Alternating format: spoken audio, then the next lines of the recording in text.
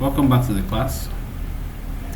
So we're going to go ahead and start out our design, and the first thing I want to do is to type out the biggest word, the most prominent word that's going to be visible on this design, and that is spec. Okay,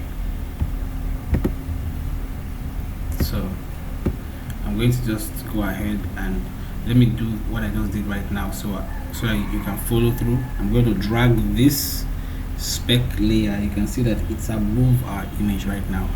So how do I take it down? I'm going to hold down my mouse, that is right click, hold it down and drag all the way. You can see that there was a thick line that showed up right under the image. I'm going to drop it right there.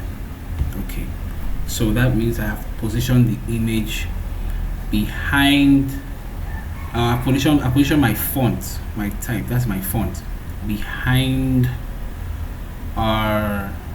his image.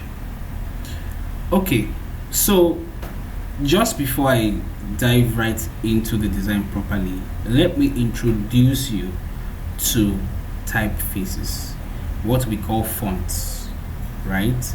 What we call fonts. That's the mother name for all of them is typeface. Okay, so now for typefaces, there are 5 types of typefaces, right? 5 types of typefaces. Great. Now you may need to write down these types of typefaces that I'm going to give to you, and the reason why you need to write them down is because you need to remember them, and in subsequent classes as we progress, I'll be teaching you a lot about how to choose a typeface for a particular design. Okay, so the first type of typeface I would like you to know about is called sans. That's S-A-N-S. Sans. The second type of typeface I want you to know about is called serif. S-E-R-I-F. You can also add an F to it, serifs, but basically it's called a serif font or typeface, right? The third one, because these are the 5 basic types of typefaces that we have, all right, in the design world. Okay, and also in other industries, people who make movies and things like that, web development, all the typefaces, all the text you see falls under these 5 categories. Okay, so the first one I said to you was sans. The second one I said to you was serif. The third one is called script. All right. The fourth one is display. Right? Display. Script, display, sans, serif, and then the last one, the sans serif. The sans serif. All right. So these are the 5 types of typefaces. And so before I dive right into my design, I'll just identify for you what type of font this is. The name of this font is called Oswald, and this is called a condensed sans serif. This is called a condensed sans serif. All right, so part of the reasons, in fact, you can also see this font as something we call a geometric sans font, and there are several reasons why you can look at it in the 2 ways. So a font or a typeface can possess qualities that makes them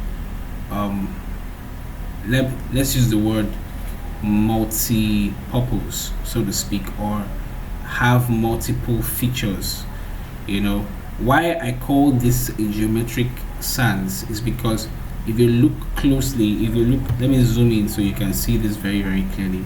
If you look at the features of this typeface, you'd notice that the form of this font, of this typeface, obeys the rules of geometry: square, circle, triangle, rectangle, those basic shapes. This obeys the rules of geometry. So you have very defined edges. There is nothing like a spike coming out of here. If there was a spike coming out here, I'd have said, oh, this is a serif. But it's not a serif, it's a sans font. Sans fonts do not have spikes. They don't have any protrusion or any extra thing, elongated part of them that tries to, create a kind of sharp pointed end. So this is a condensed sans serif. Now, why is it condensed? It's because it's elongated. Typically, you'd have a font that is not elongated. I'll give you a typical example of a font that's not elongated. So I'll just change this right now to, let me choose a very, very common font that some of us probably have seen before. It's called Montserrat. So you can see that this is not elongated. This is not a condensed font at all. This is a sans font. This is a geometric sans font. So under the classification of sans font, this is a geometric sans font. Again, it's geometric because it obeys the rules of geometry. You can look at the edges, right? So the difference between this part of the font and this part of the font is not much. Very, very little difference. Almost even throughout. You can see this P. Very even. Very even. The side is equal to the size of the side. Just very even. You can see the S is even throughout. So it's purely geometric and it's not a condensed font because it's not elongated. So let's go back to our initial font.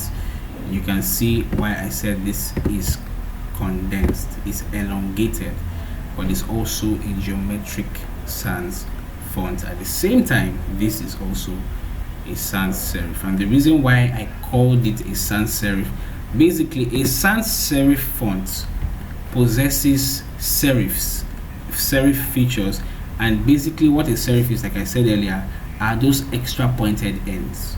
Okay, now it possesses serif features but does not completely comply to the rule of serifs. So you can see that there is a pointed end here, right? If we were to actually determine the real edge of this letter S, it should be somewhere along this line right here, and somewhere along this line right here, but they are elongated, right? You can see that elongation that forms a little bit of an angle here, probably something like 30 degrees angle or 15 degrees angle right there at the top and the bottom. So we call that a serif. So that's why I said this is a sans serif font, but it's also a geometric sans font.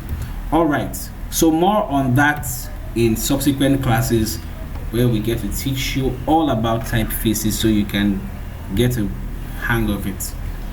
So now the next thing I'm going to do after writing this name spec is to expand it and do something I call skewing.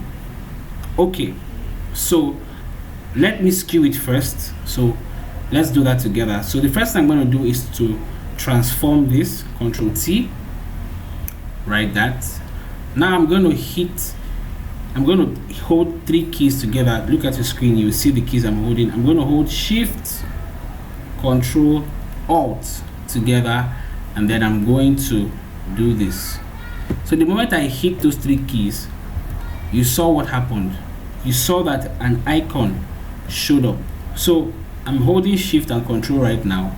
and you can see this icon showed up. So what will happen if I should move with only those two controls being held? One side of the image, or rather of the text, will move without uniformly affecting the other side. Okay, so, and that's not bad at all. That's not bad at all for me. It's not bad, you know. But then I want to uniformly skew this text so that I can have a uniform bend on both sides. So what I'm going to do is I'm going to go ahead and hold 3 keys, Shift, Control, and Alt, and I'm going to go ahead and do this. So you can see that uniform movement on both sides, right? So let me come down a little bit, just a little bit, and we're good. So once you do that, you release your hands from the keys and tap enter. The next thing we're going to do now is to expand. Remember, Ctrl T to transform. In a case where all these edges are not visible to you, you can use these transformation controls that I showed you in previous videos to create your transformation, basically to expand or contract uniformly, to make sure that the aspect ratio of this text here is retained. So I'm going to just go ahead and hold a Shift and Alt, and what Shift and Alt does for me is to lock the aspect ratio just the way this chain right here will lock the aspect ratio while I expand this object. So let's go ahead and hold Shift plus Alt, and I'm going to hit my right click down on that edge and do this, so we can see that uniform expansion, right? So I'm going to go ahead and tap to my side. That's the arrow key right, holding Shift so that can move. I'm still going to try to expand it a little bit more, so I'm just going to hold my Shift and Alt again, and this time once I do that, I'm going to move this back a bit. Alright, so I think this is good.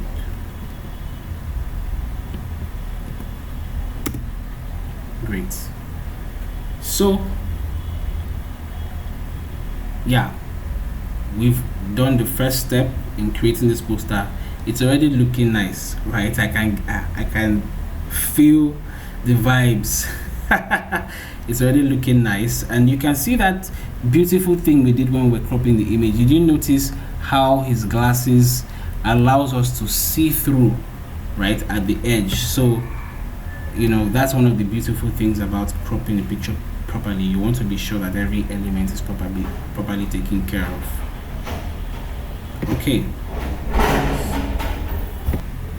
Okay, so let's go ahead and proceed with our design. The next thing I want to do is I want to duplicate this type layer, this spec. So I'm going to duplicate it, Ctrl J to duplicate. Then I'm going to shrink that text. So I'm going to hold my Shift and Alt like I said earlier and just drag it all the way down. And you're going to get a hang of why I'm doing that in a bit. Okay, so you can see that I also used my move tool. This is also called the selection tool. That black arrow you can see responsible for this movement is also called the selection tool. You can see that I'm using that to move it, and I aligned it to the top of this letter P right here. All right, so I want to edit that right up there and change it to something else. So how do I do that? Very easily. There are two ways to do it. You can either decide to tap T, not Ctrl T now, just T. T is to bring up the text tool, so you can easily edit the text, right? But the second way to do that is to double click on this text layer. So let's double click on this text layer and see what happens. All right, so you can see the entire thing is selected, right? Yeah, so let's do that again.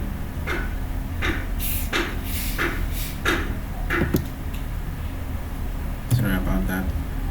Double click. All right, so this is good. Now I'm going to write something there.